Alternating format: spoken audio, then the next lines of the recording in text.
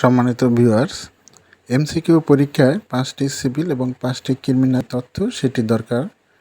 সেটি আপনারা কোথায় পাবেন, কীভাবে পাবেন এবং কিভাবে এখানে লিখবেন সে বিষয়টি নিয়ে আলোচনা করব। সেটি অবশ্যই আগের থেকে আপনারা পূরণ করে রাখবেন, নাহলে ফর্ম পূরণ করার সময় এগুলো তথ্য সঠিকভাবে করা সম্ভব হবে না।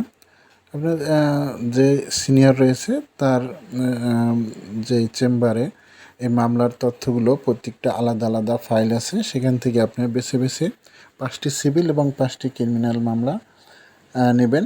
যেই মামলাগুলো চলমান রয়েছে, যেগুলো শেষ হয়েছে সেগুলো দরকার নেই, যেগুলো চলমান রয়েছে বা বিভিন্ন পর্যায়ে আছে সেই মামলার তথ্যগুলো আপনারা নেবেন। এখানে আমি দেখুন, এখানে নমুনা হিসেবে কয়েকটি দেখাচ্ছি।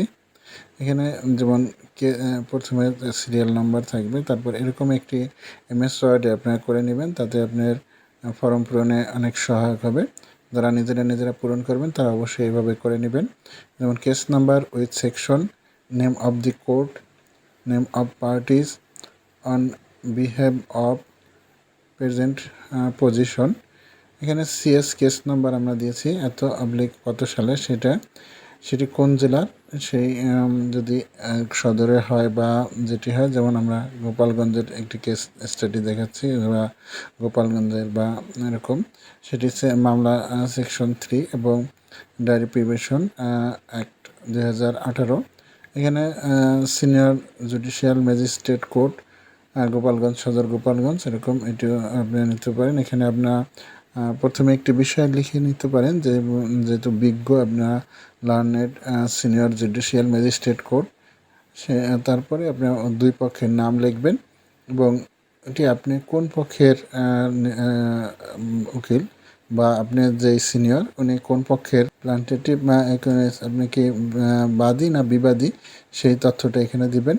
এবং মামলার যে অবস্থা, সেই অবস্থাগুলো এখানে বিভিন্ন অবস্থা আছে, যেমন উইটনেস আছে এবং ইস্যু আছে, তারপরে আর্গুমেন্ট আছে, এইসব তথ্য আপনারা এখানে দিয়ে দিবেন, প্রত্যেকটি আলাদা আলাদা। তো আপনারা একই ধরনের মামলা সবগুলো না নিয়ে আলাদা আলাদা 5টি মামলা নিতে চেষ্টা করবেন, তাতে আপনাদের এই মামলার যে তথ্যগুলো এটি সঠিক হবে। এবং আপনাদের ভাই যদি এই ধরনের মামলার তথ্যগুলো ধরে, তাহলে আপনারা প্রত্যেকটি মামলা সম্পর্কেই ভালোভাবে জ্ঞান অর্জন করতে পারবেন। আবার দেখুন, একইভাবে আপনারা 5টি সিভিল মামলা নেবেন, একই ধরনের না নিয়ে আলাদা আলাদা নিলেই ভালো হয়। সে একইভাবে দেখুন এখানে লিখবেন এবং এটি আপনারা সরাসরি ওখানে কপি পেস্ট করে দিলে আপনাদের সময় অনেক কম লাগবে। ধন্যবাদ সবাইকে।